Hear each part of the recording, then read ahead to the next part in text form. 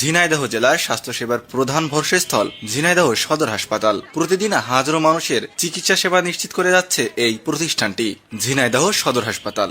একসময় যেখানে ছিল অপরিষ্কার, অপরিচ্ছন্ন, অব্যবস্থাপনার দুর্নীতির আর অবহেলার অভিযোগ, আজ সেখানে দৃশ্যমান পরিবর্তনের ছোঁয়া। পরিষ্কার পরিচ্ছন্নতা, মানসম্মত খাবার, সুপেয় পানি, পর্যাপ্ত অক্সিজেন, নান্দনিক ফুলের সমারোহ আর এই পরিবর্তনের নেতৃত্ব রয়েছেন হাসপাতালের বর্তমান তত্ত্বাবধায়ক ডক্টর মোহাম্মদ মুস্তাফিজুর রহমান।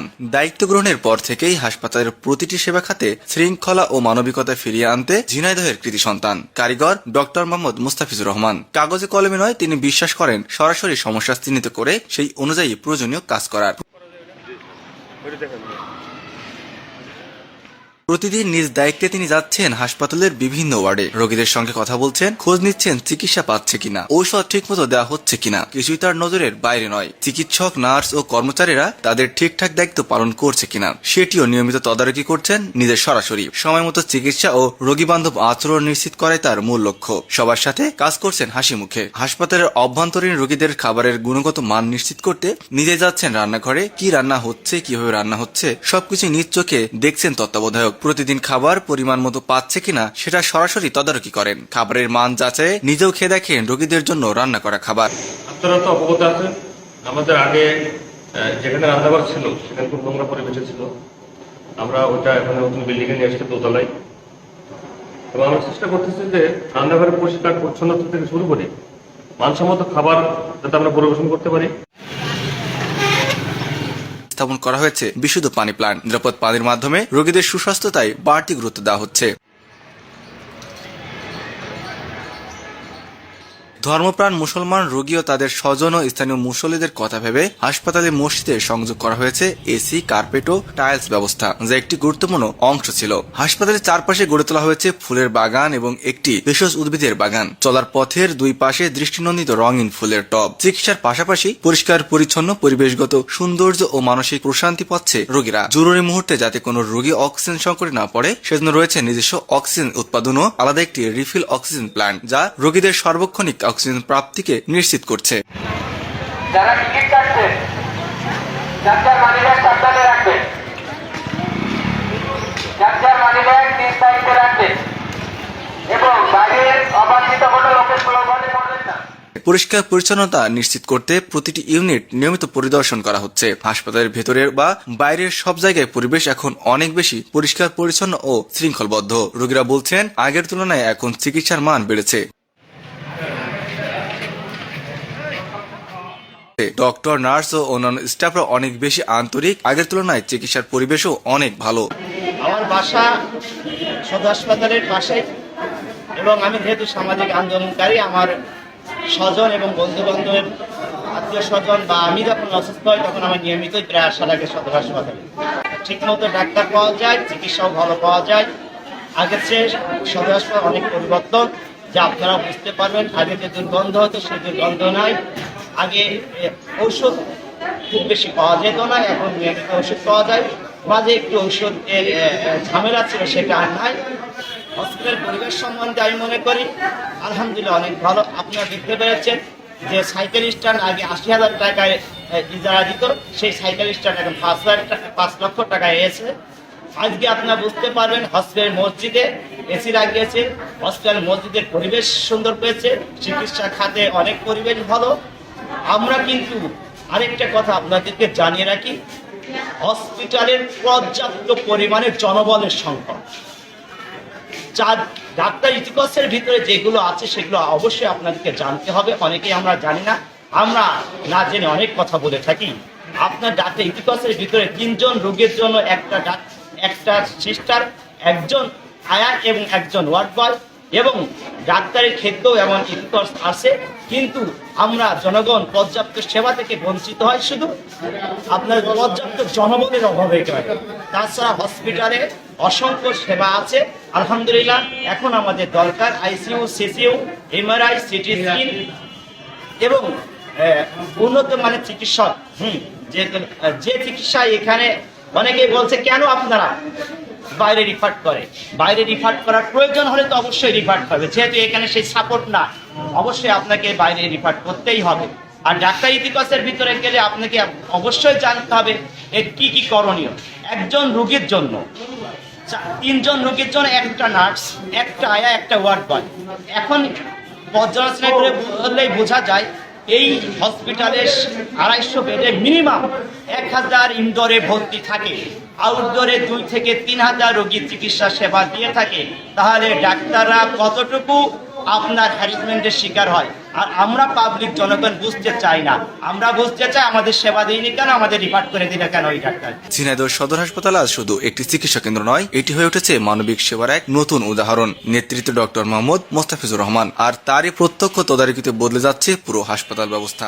এখন আসসালামু আলাইকুম, আমি ডাক্তার মোহাম্মদ মোস্তাফিজুর রহমান, তত্ত্বাবধায়ক 250 হাজার বিশিষ্ট জেনারেল হসপিটাল ঝিনাইদহ। আমি এই হসপিটালে 5 অক্টোবর 2024-এ জয়েন করি। তারপর থেকে আমি চেষ্টা করে যাচ্ছি যে হসপিটালে পরিষ্কার পরিচ্ছন্নতা, খাবারের মান, ঔষধ সহ অন্যান্য যে চিকিৎসা আছে সুন্দর মানে নেওয়ার জন্য।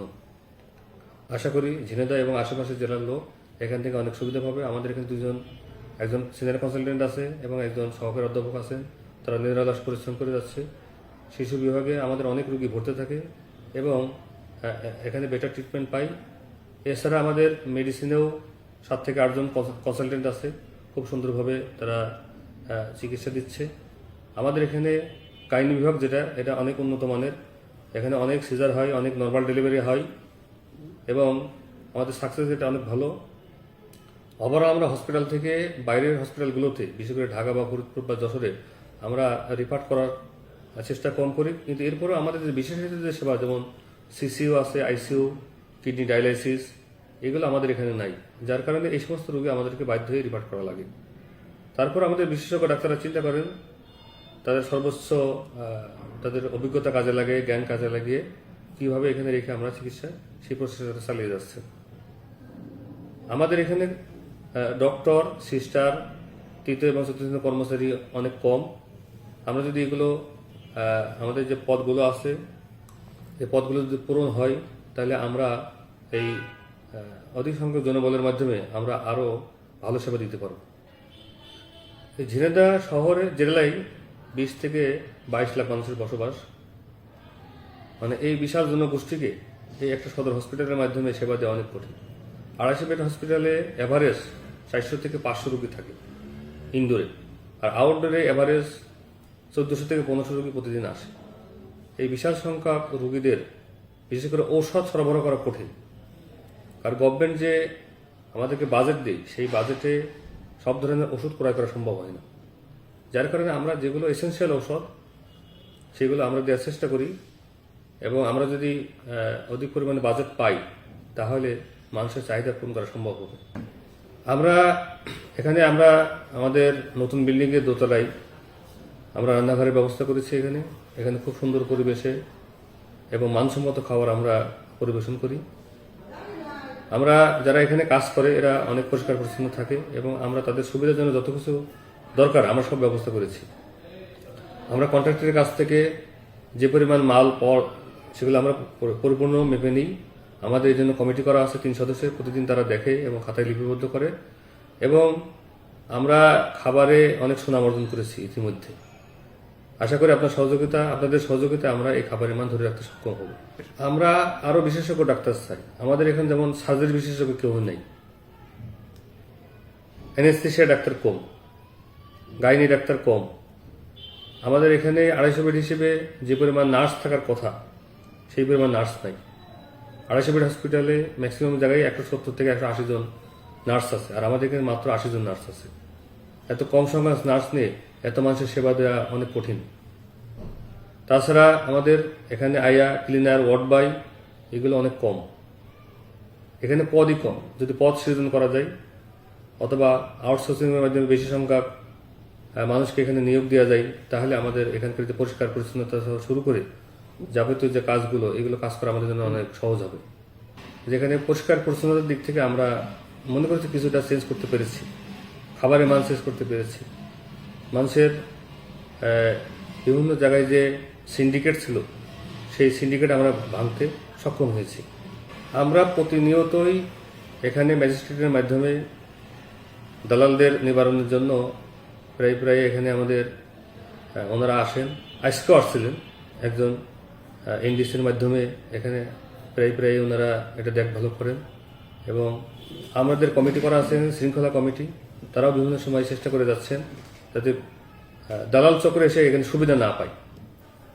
আমাদের যে রোগীগুলো এখানে আসে আসলে মানুষ তো বিপদে পড়েই হসপিটালে আসে, আমরা তাদের চেষ্টা করি যে অন্তত একটা বেডের ব্যবস্থা করা, যতদিন থাকে তাদের খাওয়ার ব্যবস্থা করা, আর আমাদের এখানে যত সম্ভব ওষুধ যেগুলো আছে আমরা সেগুলো দেওয়ার চেষ্টা করতেছি।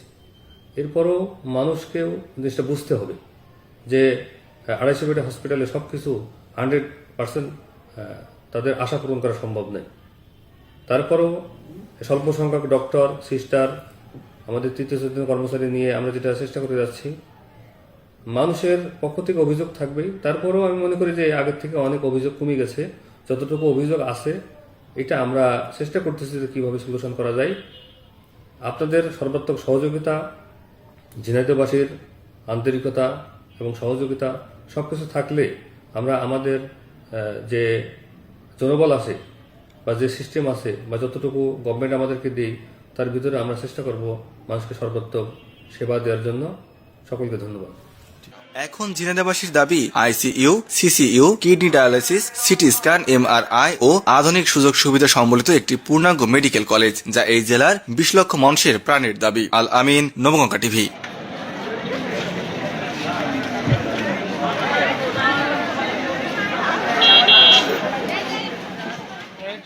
নবগঙ্গা টিভি, আপনার এলাকা, আপনার কণ্ঠস্বর। নবগঙ্গা টিভি, আপনার এলাকা, আপনার কণ্ঠস্বর।